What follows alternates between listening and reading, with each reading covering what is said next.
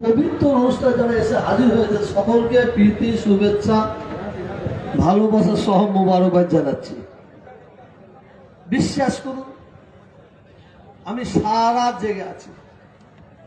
আমার আজকে ঘাড়ে আর এই হাতে এত ব্যথা। আমার ভাইপোকে পাঠিয়েছি, আমি আসবো না মনে করছিলাম, দেখলাম আমাকে ওখানে বক্তব্য রাখি আর না রাখি অন্তত উপস্থিত হওয়া দরকার। কেন আমি সব জায়গায় বলি, আজকেও বলছি, মৃত্যুর আগে পর্যন্ত বলে যাব, এই কম এই জাতি আমাদের সকলের হাঁড়ি আলাদা, লাঠি এক জায়গায় থাকবে। হাঁড়ি আলাদা, লাঠি এক জায়গায় থাকবে। অতএব আমি বলি, আমি যদি না থাকি মানুষ এইটাকে অন্য মেসেজ দেবে। ওয়াকফ বিল সম্পর্কে একের পর এক ব্যক্তি বক্তব্য রেখেছে। সিদ্দিকুল্লাহ চৌধুরী সাহেব বলছিলেন, এতে আমাদের ভয় কি আছে? যার আল্লাহ আছে তার সব আছে, যার আল্লাহ আছে তার সব আছে। কে এলো কে আসলো কে না আসলো এটা আমাদের ব্যাপার নেই। সিদ্দিকুল্লাহ সাহেব আজকে মিটিং ডেকেছে, সত্যিকারের মানুষ মন প্রাণে সাড়া দিয়েছে। জায়গা নেই এখানে, আমি রাস্তা দেখছিলাম। এর আগেও একটা সভা হবে, 30 তারিখেও একটা সভা হবে। আমি আপনাদের প্রত্যেকের কাছে বলছি, কোয়ার্টার ফাইনাল সেমিফাইনাল খেলা হোক, আমি পীরজাদা তোহা সিদ্দিকী 21শে ডিসেম্বর ফাইনাল খেলা খেলবো। আপনারা আসবেন সেই খেলায়। 19শে ডিসেম্বর আমরা যে যা করছি করি, আমরা ওয়াকফ বিল লোক হবে কি না হবে ইনশাআল্লাহ ফেরেশতা নিয়ে দেখিয়ে দেবো, ফেরেশতা রেখে দেবো। একটা জিনিস মনে রাখবেন, অহংকারকে আল্লাহ পছন্দ করে না, অহংকারীকে আল্লাহ পছন্দ করে না। আমি আজকে এখানে ছোট্ট একটা বার্তা দিয়ে যাই আপনাদের প্রত্যেকের কাছে। আপনার এলাকায় যেমন সিদ্দিকুল্লাহ চৌধুরী সাহেব বললেন, এক একটা এলাকায় আপনার সভা করবেন, সেই সভাতে আপনারা দয়া করে আপনার এলাকার এমএলএ এমপি কে রাখবেন। তাদের মতামতটা আমরা জানতে চাই, তাদের মতামত আমরা জানতে চাই। আমরা লুকোচুরি হতে দেবো না, লুকোচুরি খেলা খেলতে দেবো না। সাপকে কামড়াতে বলবে আর হ্যাঁ রোজাকে ঝাড়তে বলবে, এ না হয়, এ না হয়। ভারত স্বাধীন হবার পর থেকে আমরা কে হিন্দু কে মুসলমান কে শিখ কে ঈসাই জানতাম না। এই বিজেপি সরকার ক্ষমতায় আসার পর থেকে এই বিজেপি সরকারের একটা ইস্যু, মন্দির মসজিদ হিন্দু মুসলমান। আমি কেন্দ্রীয় সরকারকে জানিয়ে দিতে চাই, তুমি যত খেলাই খেলো, আমরা ভারতবর্ষের মুসলমান হিন্দু, বিশেষ করে বাংলার হিন্দু মুসলমানের যে ঐক্য একতা ভ্রাতৃত্ব ভালোবাসা ছিল, আছে, থাকবে, কেউ ফাটল ধরাতে পারবে না। নারে তাকবীর, নারে তাকবীর, জামিয়াত উলামায়ে হিন্দ।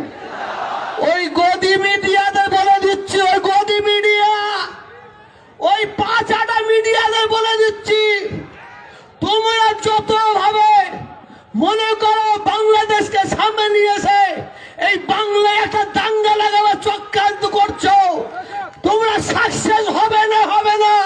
কারণ আমরা বাংলার সম্প্রীতি হিন্দু সম্প্রীতি মুসলমান। এই গদি মিডিয়া শুনে নাও, তোমাদের জ্যান্ত কবর দিয়ে দেখিয়ে দেবো। আমার বক্তব্য বেশি দেবো না, যদি আজকে সব খেলা খেলেনি তো হয়েই গেল। আমি তকবীর দেবো, সত্যি বলতে আমি বক্তব্য রাখি। আমি বক্তব্য রাখলে আল্লাহকে সাক্ষী রেখে বলছি, ঘামতে 8 ঘন্টা টাইম লাগে, 8 ঘন্টা টাইম লাগে। আমার পকেটে কি মাল আছে আমি এখন দেখাবো না, 19শে ডিসেম্বর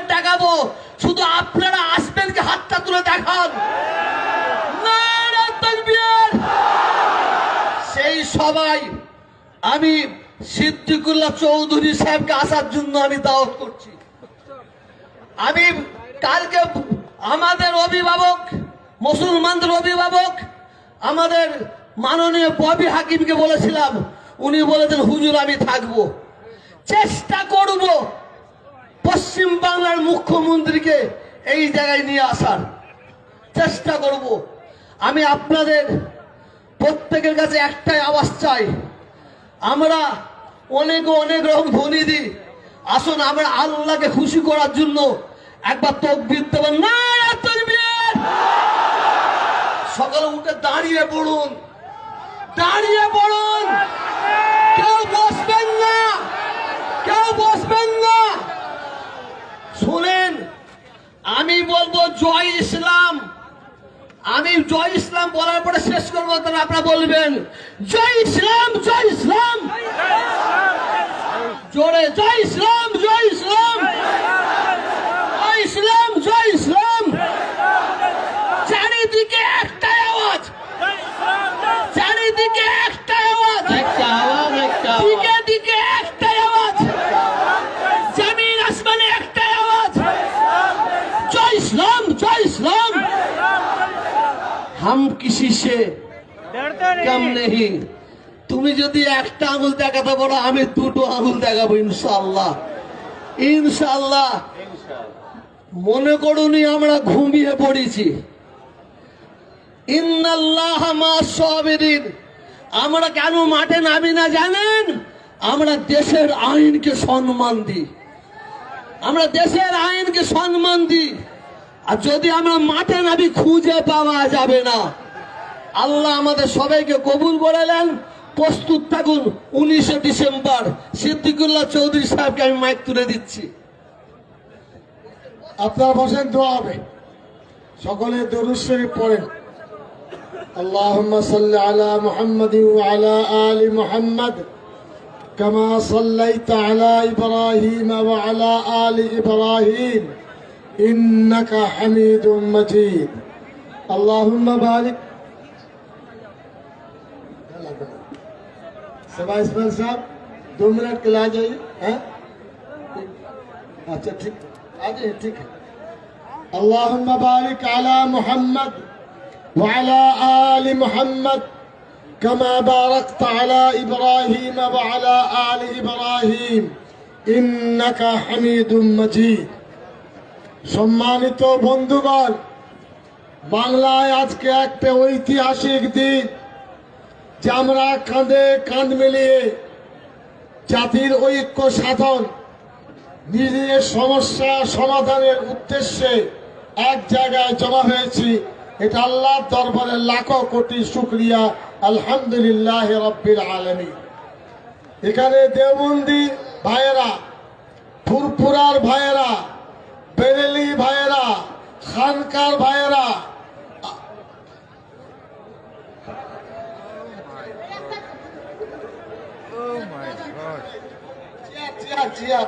চেয়ার থেকে টানলো, হ্যালো, কিছু হয়নি, স্লিপ খেয়ে গেছে। না না, চেয়ারটা সরিয়ে দিন। আপনার দেখেছেন স্লিপ খেয়ে মাল উঠে পড়েছে তো দেখেছেন তো? বসুন বসুন, স্লিপ খেয়ে উঠে না পড়েছে। পানি লাগবে না। চেয়ারটা ছড়িয়ে নিয়েছে। তো আপনাদের অনুরোধ জানাবো, শান্তিপূর্ণভাবে এসেছেন, শান্তিপূর্ণভাবে যাবেন। বুঝতে পারলেন? কেউ কারোর হাত ছাড়বেন না। আমাদের সমস্যা বলার অর্থ এই নয় আমরা উগ্র নয়, যেটা সিদ্দিক সাহেব বলেছেন। কারণ আমরা ধৈর্য ধারণ করি, আইন মেনে চলি। কলকাতায় বসবাসকারী ভাইয়েরা, তারা আমাদের ভাই, তাদের সহিষ্ণুতা প্রশংসাযোগ্য। বাড়ি গিয়ে আলোচনাটা চালাবেন, রাজ্য জুড়ে আন্দোলন চলবে ইনশাআল্লাহ। বুঝতে পারলেন না? পারলেন না? এবং বেফাস কথা বলবেন না, এমন উত্তেজনাকর কথা বলবেন না যার দ্বারায় সমাজের, দেশের, আমাদের ক্ষতি হয়। আমি কথা দায়িত্ব নিয়ে বলছি, আমাদের বাদ দিয়ে ভারতবর্ষ চলবে না, চলবে না, চলবে না।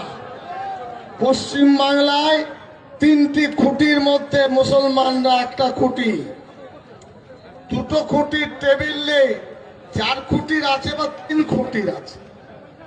আমরা হলাম বাংলার খুঁটি। পুত্র নিজের অধিকারটা লক্ষ্য এবং আদায় করার উদ্দেশ্যে আওয়াজগুলো পৌঁছে দেবেন। মুখে কারোর বিরুদ্ধে নিন্দামন্দ বলবেন না। আমরা চেষ্টা করি সকলকে সম্মান দিতে। আর আপনারা যাওয়ার সময় যেভাবে এসেছেন, কলকাতার পুলিশ খুব দায়িত্বশীল। এছাড়া জেলার পুলিশ অনেক খবর নিচ্ছেন। ঠিক আছে, তারা নেবেন, কি যায় আসে, পুলিশ তো খবর নিতেই পারে। আমরা পুলিশের খবর নিইনি। যদি গোলমাল হয় তো আমরাও পুলিশের খবর নেব। বুঝতে পারলেন না? পারলেন না? পুলিশ খবর রাখবে, আলোচনা করবে, রিপোর্ট তৈরি করবে, কিন্তু মিথ্যা নিন্দামন্দ কথা পুলিশ বলবে এটা আমি আশা করি না। আপনারা হাত তুলে নেন, আমরা আল্লাহ দরবারে দোয়া করে সভা শেষ করি।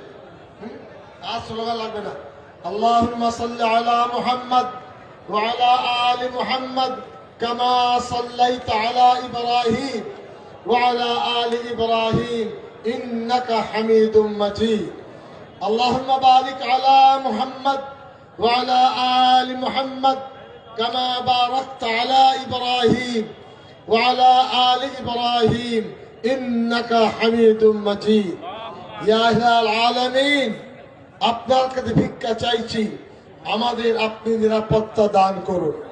প্রতিটি মাদ্রাসা, মসজিদ, খানকা, ঈদগাহ, পীর, বুজুর্গ, ওলি, ইমাম, আলিম, এদের আপনি হেফাজত করুন।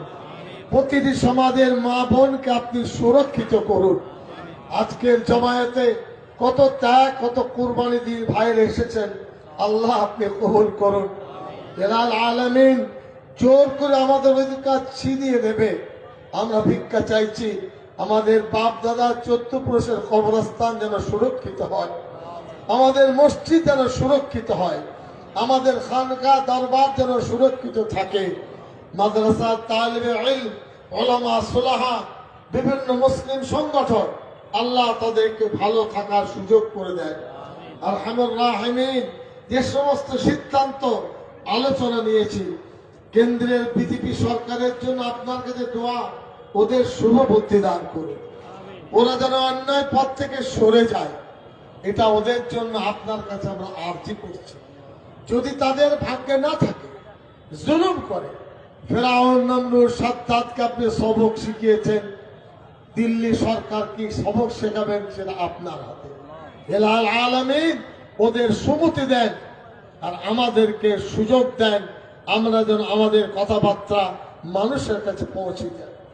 যারা অসুস্থ তাদের সুস্থতা দান করুন, যারা রোগী আল্লাহ আলামিন তাদের সেহাত দান করুন, যারা বেকার তাদের কর্মসংস্থান দান করুন। আরহামুর রাহিমিন, আমাদের চলাফেরার মধ্যে দয়ার নবী সাল্লাল্লাহু আলাইহি ওয়াসাল্লামের পবিত্র সুন্নতকে ইত্তেবা আপনি দান করুন। রব্বানা তাকাব্বাল মিন্না ইন্নাকা আনতাস সামিউল আলিম ওয়া তুব আলাইনা ইন্নাকা আনতাত তাওয়াবুর রহিম। সুবহান রাব্বিকা রাব্বিল ইজ্জাতি আম্মা ইয়াসিফুন ওয়া সালামুন আলাল মুরসালিন ওয়া সাল্লাল্লাহু তাআলা আলা খায়রি খালকিহি মুহাম্মাদিন ওয়া আলা আলিহি ওয়া সাহবিহি আজমাইন বিরহমাতিকা ইয়া আরহামার রাহিমিন। আমি অনুরোধ জানাবো, ওই রাস্তার আগে খালি করবেন আর ধাপে ধাপে বেরিয়ে যাবেন।